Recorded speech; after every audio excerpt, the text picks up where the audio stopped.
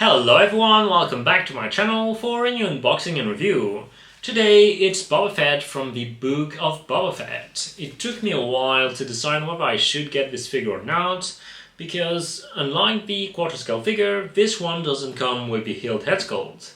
And that's a real shame. In the end, I decided to get him because, after all, it's my favorite Boba Fett armor. I couldn't resist.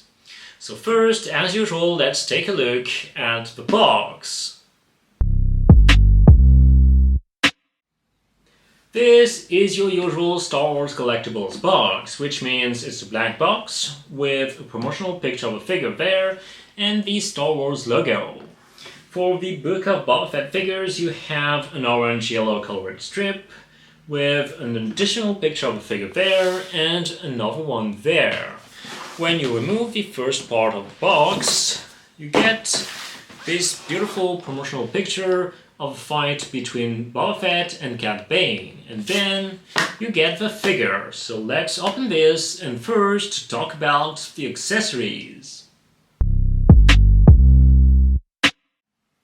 This figure comes with plenty of accessories, but the one thing missing that would have made it perfect is the head sculpt. I am still shocked they didn't include the healed Boba Fett head sculpt, especially since they made one for the quarter scale figure, so they just had to adjust it to the 6th scale. We are not talking about a character where he skips his helmet. Boba spends most of his series without his helmet. That's really annoying. Hot Toys didn't include the most important thing. The display base is the usual Sandy Footprints base. There is nothing more to say about it, we've gotten it so many times. The stand is a dynamic one, so be careful with that. I'll drop a link to my video on how to avoid damaging your figures with dynamic stands in the description down below. In terms of hands, he has 8. They have reworked the texture of the gloves for this one. It's not smooth anymore. And there are no fist hands for this one. You get 2 open hands,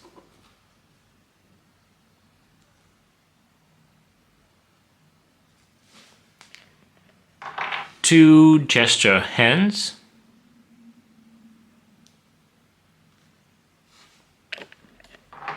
two hands to hold the gaffi stick,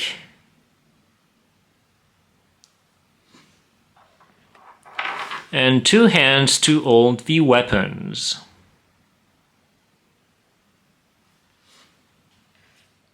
Then he has his classic EE3 carbine rifle. It's the same one that came with the Boba Fett repaint armor, except they repainted it, giving the bronze handle a more vibrant paint job. He also has his blaster pistol. It has been repainted as well, in the same way as the carbine rifle. Finally, in terms of weapons, he also has his gaffi stick. It's the same one that came with the Boba Fett 2-pack from the Mandalorian. You can attach the gaffi stick to the back of the figure thanks to this small handle. It's simple, like this. Like the repaint armor, you can attach a flamethrower effect to the wrist armor. For the other wrist armor, there is a grappling hook. The jetpack got a new paint job with some new pieces added on it. It is totally different from the usual Boba Fett paint job. This new one fits better with the look he has in the Book of Boba Fett series. I like the mix of blue, red and a bit of gold with the predominance of green. You can remove the rocket, but there is no rocket thruster effect on this one. Though you do get the jetpack thrusters effect. As usual, the jetpack works with magnets, but they added extra holes to hold it to the figure this time.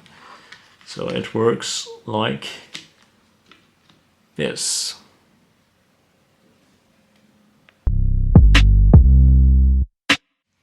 This Boba Fett figure isn't a repaint of the repaint armor from the Mandalorian. This is actually a brand new figure, new outfit and retooled armor pieces. For me, this is the best Boba Fett look. You can see this armor is not a quick paint job to hide the damage, but he really took the time to rework it and make it anew. The brown of the boots and the belt add a nice contrast to the black of the outfit. It's also a good fit with the green, yellow and red of the armor. This is really an imposing look. The boots are two separate pieces, which means you have feet articulation. And the leather part is not pleather, but it's actually plastic, so you don't have to worry about that. The yellow of the armor pieces is more vibrant and it's more in the orange-yellowish shades. You also have some nice battle scratches.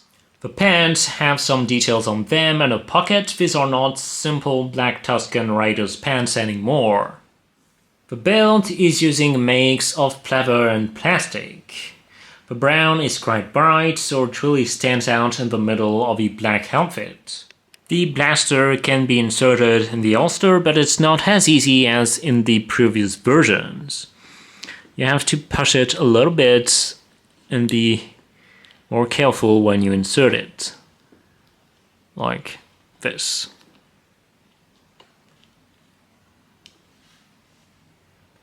The armor pieces have a clearly different shade of color from the repaint armor. These are actually newly sculpted pieces of armor. You can no longer see the damage under the paint. These are smooth pieces of armor. There are some battle scratches, but it's not too much, just a little bit to tell you that he has used his armor since he fixed it. The helmet is also brand new, not just in terms of colors, but in terms of sculpt. This one is thinner than the previous helmets. And despite having no head sculpt, you can still remove the helmet and see that Hot Toys has fully sculpted it inside. It's a real shame that they didn't include a head sculpt. And yes, as usual, the antenna can move. In terms of articulation, you can have him look up, look down, look on each side. You can move the arms like this, like this, like this. You can also move the legs, like this, and move the feet.